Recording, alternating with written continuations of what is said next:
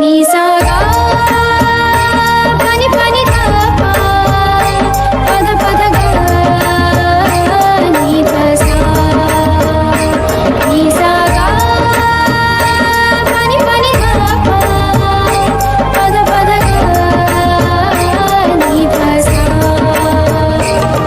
ही गाथा अस्तित्वाची शौर्याची पराक्रमाची ही गाथा अस्तित्वाची शौर्याची पराक्रमाची या मातीमधल्या कणाकणातील मौल्यवान रत्नांची या मातीमधल्या कणाकणातील मौल्यवान रत्नांची कर्तृत्व इथे गगनाला भिडे परिमोल जाणून ठेवू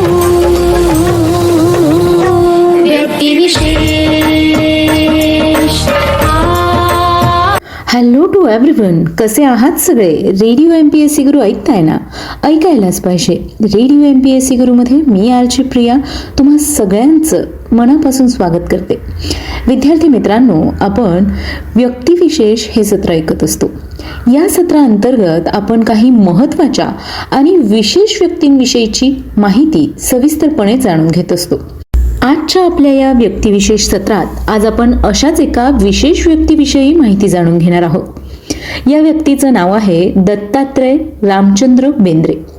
विद्यार्थी मित्रांनो, दत्तात्रय रामचंद्र बेंद्रे यांचा जन्म 31 जानेवारी 1896 रोजी झाला होता. आज आपण त्यांच्याविषयीची सविस्तर माहिती जाणून घेणार आहोत. कोण होते द.रा. बेंद्रे? खरं तर भारतीय साहित्यातील प्रसिद्ध कन्नड साहित्यिक म्हणून द.रा. बेंद्रे यांना ओळखलं जातं.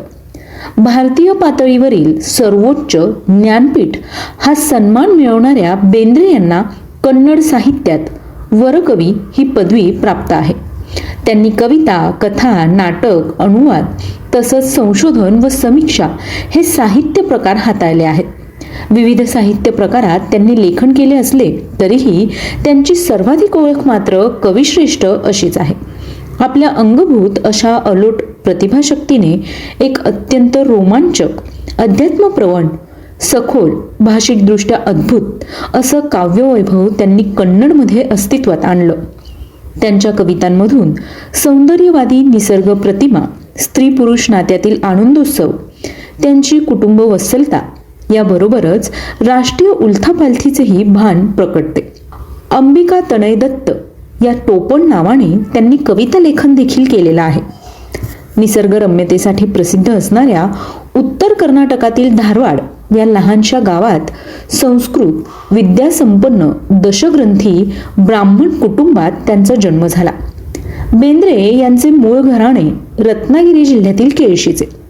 हे बेंद्रे कुटुंब पूर्वी कारण परतवे, तासगाव, शिरहट्टी व शेवटी धारवाड या ठिकाणी स्थायिक झाले. त्यांच्या घराण्यात चालत आलेली विद्वत्तेची परंपरा द.रा. बेंद्रे यांनी समर्थपणे पुढे चालवली. त्यांच्या वयाच्या 12व्या वर्षी वडिलांचे छत्र हरवले. आई मराठी भाषिक होती. ती मराठी संत साहित्याचीही भोक्ती होती. त्यामुळे त्यांना संस्कृत, कन्नड आणि मराठी अशा विविध भाषा संस्कृतींमध्ये वावरता आले. त्यांच्या याच वैशिष्ट्यपूर्ण वावरामुळे विठ्ठल हा कन्नड व मराठीतील समन्वय कसा आहे हेही वास्तव त्यांनी अधोरेखित करून ठेवले. एकूणच मानवी अस्तित्वातील समन्वय त्यांच्या चिंतन कक्षेत केंद्रवर्ती राहतो. धारवाड येथे बालपणी त्यांनी कन्नड लोकगीतांनी समृद्ध अस्तित्व असणारा परिसर अनुभवला. त्यातून झालेले संस्कार त्यांच्या काव्यशक्तीचा मूल स्रोत बनतो. बेंद्रे यांचे मॅट्रिक पर्यंतचे शिक्षण धारवाडलाच झाले. पुण्यात फर्ग्युसन महाविद्यालयातून ते BA झाले. पुढे मुंबई विद्यापीठातून MA पदवी त्यांनी घेतली. 1918 ते 1932 पर्यंत व्हिक्टोरिया हायस्कूल व राष्ट्रीय शाळा धारवाड तसेच गदग, हुबळी इत्यादी ठिकाणी त्यांनी शिक्षक म्हणून देखील नोकरी केली. नरबली या कवितेमुळे 1932 साली त्यांना तुरुंगवास आणि अज्ञातवास भोगावा लागला. 1943 पर्यंत त्यांच्या जीवनात स्थिरता नव्हती. नंतर पुण्यातील कॉमर्स कॉलेजमध्ये कन्नड भाषा साहित्याचे प्राध्यापक म्हणून व न्यू इंग्लिश स्कूलमध्ये इंग्रजीचे अध्यापक म्हणून ते होते. 1944 ते 1956 पर्यंत सोलापूर येथील DAV कॉलेजमध्ये त्यांनी कन्नडचे प्राध्यापक म्हणून काम केलं. 1956 ते 1966 पर्यंत आकाशवाणीच्या धारवाड केंद्रावर तत्वचतुष्टयी सल्लागार म्हणून त्यांनी काम पाहिलं. बेंद्रे यांची मातृभाषा मराठी, परंतु 1916च्याही आधीपासून त्यांनी मराठी, कन्नड, इंग्रजी व संस्कृतमध्ये कविता रचण्याची साधना केली. द.रा. बेंद्रे यांची मोठी साहित्य संपदा आहे, त्याचविषयी आपण आज जाणून घेऊया. याचबरोबर द.रा. बेंद्रे यांनी काही कविता संग्रह देखील लिहिले आहेत. त्यांची नावं आज आपण जाणून घेऊया. त्यांनी कृष्णाकुमारी, गरी, मूर्तिमत्तू कामकस्तुरी, सखीगीत, उयाल्ले, नादलिले, मेघदूत, हाडूपाडू, गंगावतरण, सूर्यपान, हृदयसमुद्र, मुक्तकंठ, अरळू मरळू, चैत्यालय, जीवलहरी, नमन, संचय, उत्तरायण, मुगिल मल्लिगे, यक्षपक्षी, नाकूतंती, मर्यादे, श्रीमाता, 72, इदू नभवानी, विनय, मत्ते श्रावण बंतू, ओल्वे नम्म बुदुकू, चतुरुक्ती मत्तू, इतर कवनगळू, काव्य वैखरी असे कविता संग्रह लिहिले. याचबरोबर तिरुकर पिदुगू, उद्धार, नगेय होगे, हुच्चत गलू, होस संसार ही नाटकं देखील लिहिली. याचबरोबर त्यांनी मोठ्या प्रमाणात कथासंग्रह देखील लिहिले. यामध्ये निराभरण सुंदरी नावाचा कथासंग्रह त्यांनी 1940 साली लिहिला होता. यानंतर त्यांनी समीक्षा लेखन देखील केलं. तत्वचतुष्टयी मत्तू विमर्शे, विचार मंजरी, महाराष्ट्र तत्वचतुष्टयी, याचबरोबर कन्नड तत्वचतुष्टयी दल्ली, नाल्कू, नायकर रत्नगळू, हत्तू उपन्यासगळू, तत्वचतुष्टयीत विराट स्वरूप, कवी लक्ष्मीशन, जैमिनी भारतक्के मुन्नुडी असं कन्नडमधील साहित्य यामध्ये समीक्षा लेखन केले. याचबरोबर त्यांनी महाराष्ट्र साहित्य, कन्नड दल्ली, नाकू, नायकर रत्नगळू, मात्तेल्यू ज्योत्यू, साहित्यात विराट स्वरूप, कुमार व्यासा, मतधर्म मत्तू आधुनिक मानव इत्यादी मोठ्या प्रमाणात लेखन त्यांनी कन्नड भाषेत केलं असून त्यांनी मराठीत देखील काही ग्रंथ लिहिले. त्यामध्ये संवाद, विठ्ठल संप्रदाय, शांतला हे देखील त्यांनी मराठीत लिहिलेले ग्रंथ आहेत. विपुल साहित्य संपदा त्यांनी प्रकाशित केलं होतं. विठ्ठल संप्रदाय व संत महंतांचा पूर्ण शंभू विठ्ठल हे त्यांचे वैचारिक स्वरूपाचे मराठी ग्रंथ आहेत. गुरु गोविंद सिंग, कबीर वचनावली, अरविंदांचे भारतीय नवजन्म, रवींद्रनाथ टागोर यांच्या 101 कविता यांचा कन्नड अनुवाद देखील त्यांनी प्रसिद्ध केला. सौंदर्य लहरी, रमण हृदय, आनंद लहरी, अनुभवामृत इत्यादी संत वाङ्मयाचा त्यांनी कन्नडमध्ये पद्यानुवाद केला आहे.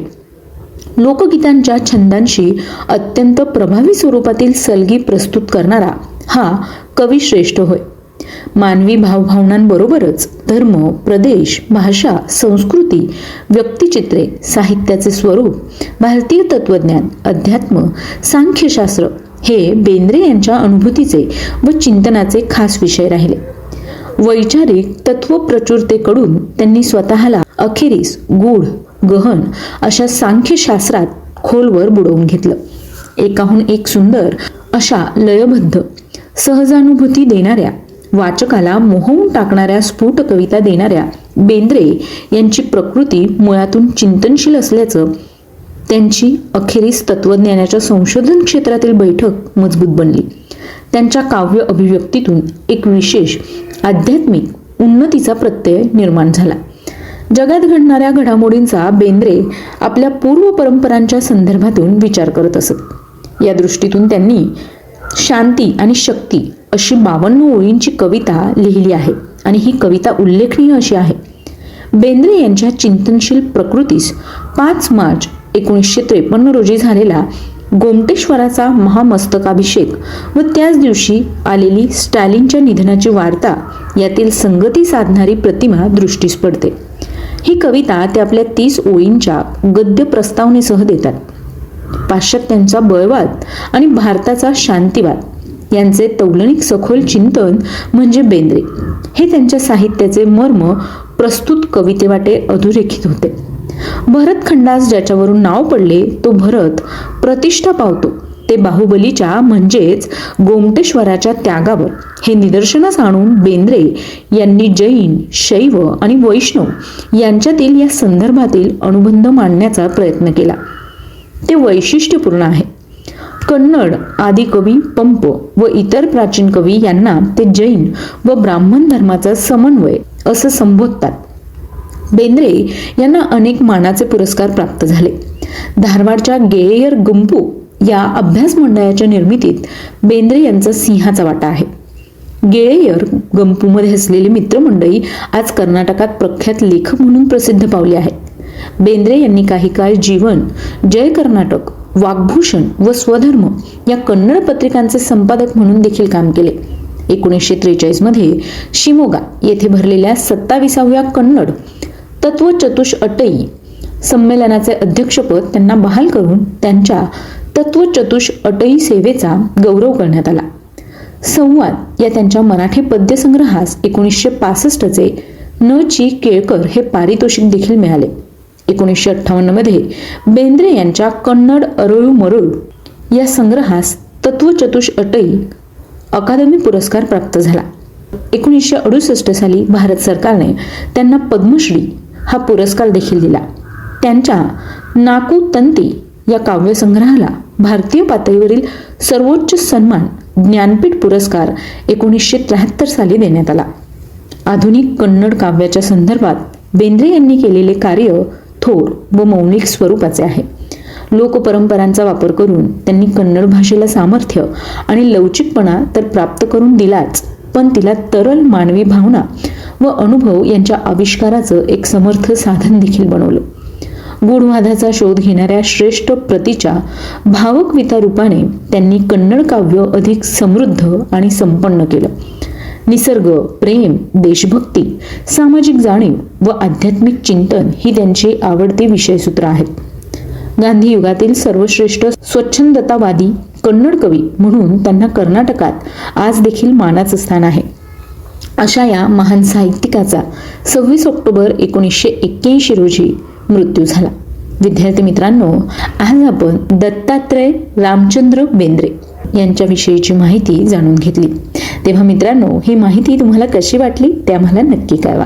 चला तर मग मित्रांनो, मी आरजे प्रिया तुम्हा सगळ्यांची रजा घेते. पुन्हा भेटूया उद्याच्या व्यक्तिविशेष या सत्रात अशाच एका खास आणि विशेष व्यक्तीची जीवनगाथा ऐकण्यासाठी. आणि हो, ऐकायला चुकवू नका तुमचा आवडता आणि लाडका चालता फिरता इंटरनेट रेडिओ म्हणजेच radio MPSC Guru. Stay tune to radio MPSC Guru, spreading the knowledge, powered by Spectrum Academy. Company सुरू केली होती. ती आज जगातील सर्वात प्रभावशाली आणि महाबलाढ्य सॉफ्टवेअर कंपन्यांमध्ये गणली